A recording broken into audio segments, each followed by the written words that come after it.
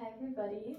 Hi. Hi together. Alright, my name is Anaya, and I am both the director, the playwright, and I'm playing Mrs. Patterson. I am Ava-Caroline. I play Izzy, and I am also the co-director. I'm Angie, and I'm the choreographer for the show. I'm Maddy. I'm costumes, sets, props, backstage, most of it. I also am playing Miss Jessie. And my name is Emma, and I play Ellie in the story, but I'm also the social media for the play. First question is for Anaya. What inspired the creation of Building Paper Castles? So one of the big things was actually when we were at the end of the last play, we were talking about different ideas of things to do, and people were bringing up like a lot of classic plays and books and things, and so I kind of started thinking, what if we put multiple of these little like book scenes into something bigger? And then kind of a bit of inspiration from Anne of Green Gables, who I absolutely love, having that where it's, you know, instead of having an orphan, it's a foster kid. And something that was big and important to me was the fact that, you know, my sister is adopted, and so we haven't had, you know, experience with the like American foster care system, but I know, you know, what some of that's like, especially like with a family and the adjustment. And so I want to talk about that, and for me, it's always very important to talk about real life things. And I wanted to portray some of those, and I'm not going to do it perfectly.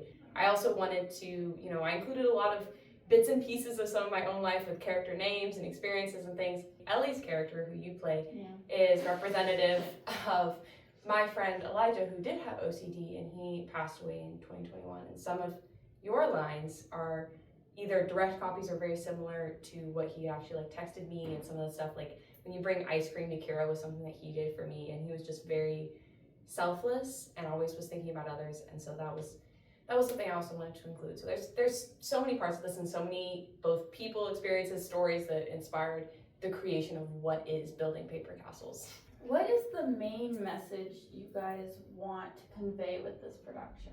It's a good question. Well, I mean, for me, it's a lot about belonging, because there's so many different characters who don't feel like they fit in.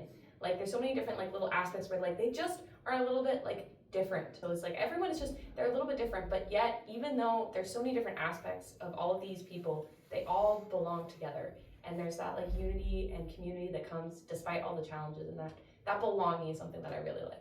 Kind of just like a small little thing, but kind of just proving like the human imagination can take you places, because as we see throughout the play, she's reading books, she's in her journal, and it kind of just like gets Kira to escape, whether it's like reading the Bible apart or reading part of Anne of Green Gables, Secret Garden, Jane Eyre, also just listening to a story about the family that she's staying with, what happened to them in the past. And so just kind of showing of just like how peaceful it can be, and also just showing that we're all a kid at heart. We love to read, we love to listen to stories, and kind of just bringing back the nostalgic a little bit in that way. For me, I would say this show definitely shows how you can meet people where they are. Like, you don't have to be perfect to make good connections and to grow with others, and it just shows a lot of like development, and it's very realistic in that sense. I would add inclusivity. People coming from a lot of different places and a lot of different walks in life, and knowing that that's okay and they're not all from the same background and they shouldn't be ashamed of that. Similar to Anaya, my middle brother's adopted, but he's been part of our family his whole life, and so that's kind of just a fact that has been with us, and we've learned how to navigate that for the past 17 years. So for some kids, like Scott in the play, he was presumably adopted very young, and so he's gotten used to being to that identity. Kira has not, and it just shows a different side of a lot of adoption fostering agencies, and also how to accept people for where they're at. How is costuming different in this contemporary production compared to Breaking Tides, which was set in the 1940s? A lot less stressful. 40s is a very particular look. It's very fun, but you do have to really crack down on people to find costuming. The nice thing about the contemporary world is I've told the school kids group, it's like, as long as it's decent, I don't really care what you wear to the school scenes. It's the backflash book scenes that I want to make a big statement in costume-wise. Like the Princess Bride with Robin Wright's iconic red buttercup dress, or The Man in Black. Those are iconic costuming pieces that I really want to try hard to reproduce. So overall easier, but still requires a lot of planning and forethought to put into that. What part of the story has evolved the most through production? I would probably say, obviously, because it's the main character, but Kira.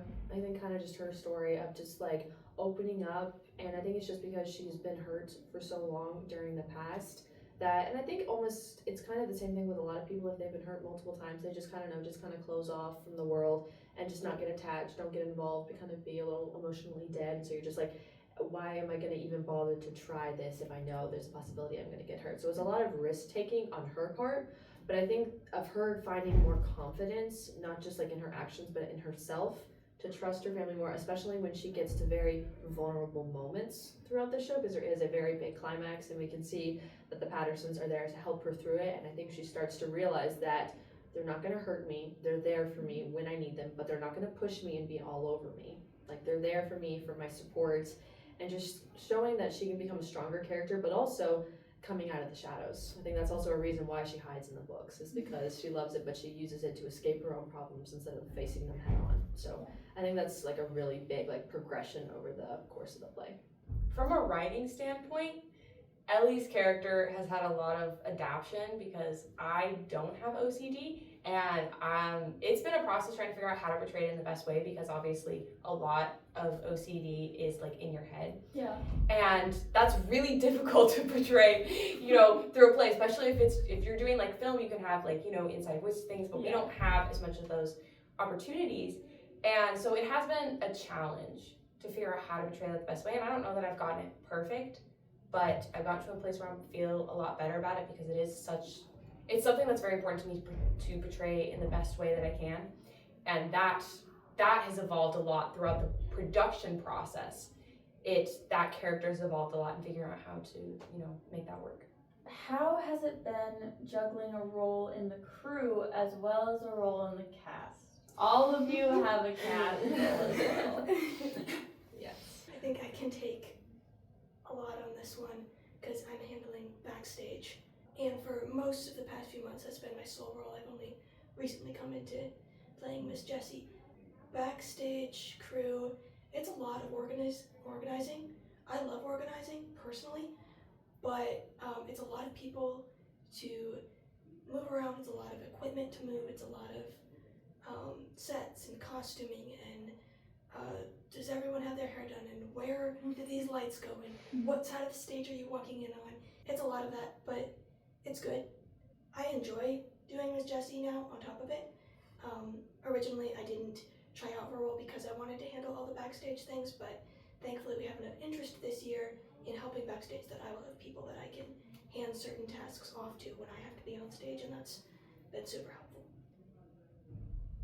None of y'all have had any issues with all of the tasks? Yeah, it's been a challenge. I love acting, so it would be very difficult for me to imagine myself producing something without being at least partially in it. Mm-hmm. But it is also very challenging to figure out, how do I navigate, like, especially being a director, like, I'm both like standing in the scene, but I'm also standing out. Like, there's just a lot of movement and coordination that has to happen. But to be honest, I could not do it without the rest of my crew, because I'm able to have people who kind of switch off, and it's really helpful that the two of us are not really we're not in any scenes together. Yeah, we And were so last year. We and were so last year. That was what was kind of hard, is we were like, how is this looking on Yeah. stage? Because both of us are on stage right now. So it's a lot easier this time that we're not in any like scenes together, which means that whenever I am on stage, then I can kind of have her kind of take over, and the same thing, you know, when she's on stage, then I can take over. And so that's been really helpful. Like, genuinely, I couldn't do it without that help. I think also just like time management, like managing your time well, because obviously a lot of us also have school, we have jobs, we have also extracurricular stuff, working, and so yeah, basically time management. But I think the reason a lot of us do it is because we love it. Like you said, like all of us have done theater, and we just love putting in that time and that effort, and also because we don't have something permanently here on campus. Like, they have classes and they have fun like little workshops, but we don't have anything totally designated for that. And I think it's great, not just for us, but also to give the kids who are also involved that type of experience, because a lot of people haven't done it before, but they're just like, I've always wanted to try it. Yeah. And so just like, we really love giving that opportunity to other students who maybe haven't had as much luck or has been blessed as we are. So What challenges have you encountered while tackling blocking and choreography? So throughout the show, we've had a lot of changes just due to different releases and things that we're trying to get sorted out.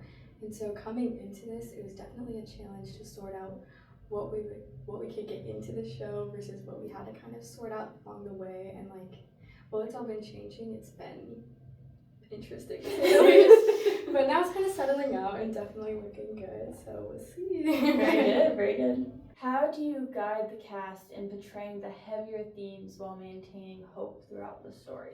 I think there's a lot. Casting is a huge part of it because you have to pick people who are prepared to take on some of those heavier emotional roles. And also, again, writing standpoint, trying to figure out how do I give some room for these characters to like get some time to breathe, especially after like really emotional scenes. And how do I also like give them the support to like also feel things, because there are a lot of emotional things. I want our cast community to also be like supportive, where it's like it's okay to like feel some of these things, and a lot of it's just like there's a lot of bonding that I feel like is very helpful, because when you're around people that you don't really know and you're now having to like do something like crying on stage, it can feel kind of awkward, you know, because you're trying to figure out like, oh, how do I do this, and this feels awkward, and what if I look weird? But then as the cast is bonding, I'm seeing that the way that they portray emotion is even better, because there's less of those like barriers of like embarrassment and things, because it's like, oh, we're friends with these people, like we're working together. Mm-hmm. So that I think is bonding. I think is a huge thing. Yeah.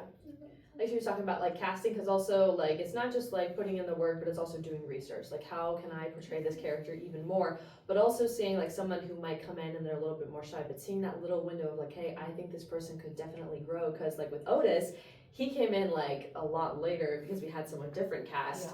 And he was definitely more of the shy type, and we're like, I'm not sure if he's gonna really be much of this like charismatic, like funny, joking guy. But then But he like you said, blossomed. He blossomed, and he did such an amazing job, and we can see that he has grown over the course of the summer, and obviously he's playing the lead male role now. But just seeing those like little like windows and possibilities, but also knowing, hey, like some of these bigger major roles, having to put in the work, having to put in the research. But I think that also goes back to the casting and also like them wanting to put in the work. I think that's a huge factor. Which scene do you consider the most vital to get exactly right, and why? There's a very emotional scene, which I think is very important to get right. But I would also say there's a family scene before that big scene, and that I would say is very crucial to get right, because I think there needs to be that build up of we're seeing that chemistry build, almost the build up before the explosion a little bit, and I really want to see like that. That's something that's really important to me to see, is like how we see this like family like come together before there is this really difficult moment. So I think that's actually one of the things that I really want to see how it blossoms and plays out. Including shows that you have co-directed, how many shows have you been a part of through your theater journey? And then I have a second part of this question. Okay, so total, I need to count. Give me just 1 second. Okay. So counting this, I will have been in 12 shows. That's a lot. So yeah. That's a lot. It is a lot. It was all the way through 8th grade, because technically for my school, because I was homeschooled, you technically had to be a freshman or you were 14, and I was an older 8th grader, and so I managed to get in a year early. And originally, I wasn't even going to be in the show. I was just feeding lines to people, because the director was like, I can tell you're really passionate and you're good, but we really want to give upperclassmen the roles. But like, hey, do you want to just be like a script reader? And I'm like, sure. And when you know it, about a month and a half in, one of the characters dropped out. So I filled in, and I'm like, hey, I'll take it. But yeah, 12 shows. And what is your hope for the future of your acting career? Obviously, to stay involved, I would really love to maybe continue to help directing, maybe directing one day.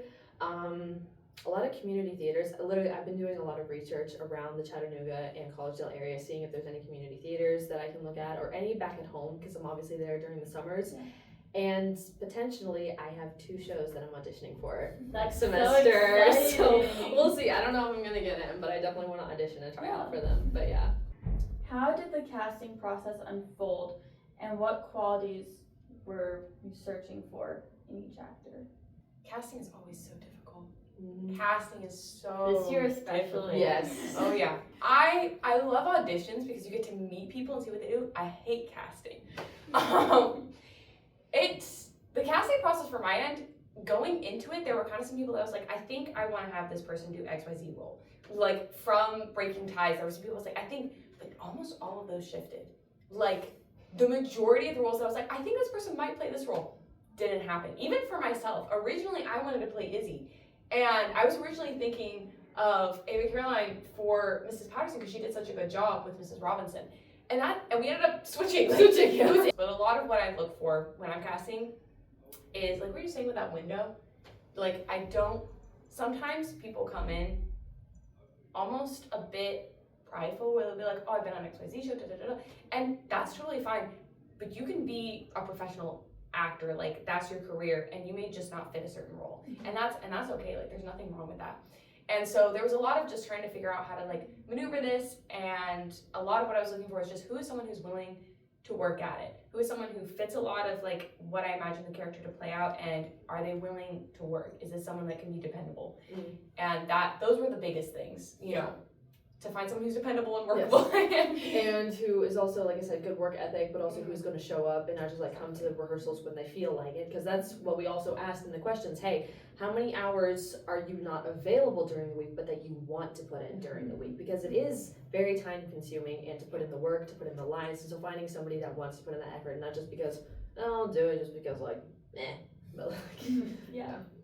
There were a few characters in casting that a person would walk in the room, sit down, do their audition, and they would walk back out, and we would look at each other and go, that's it.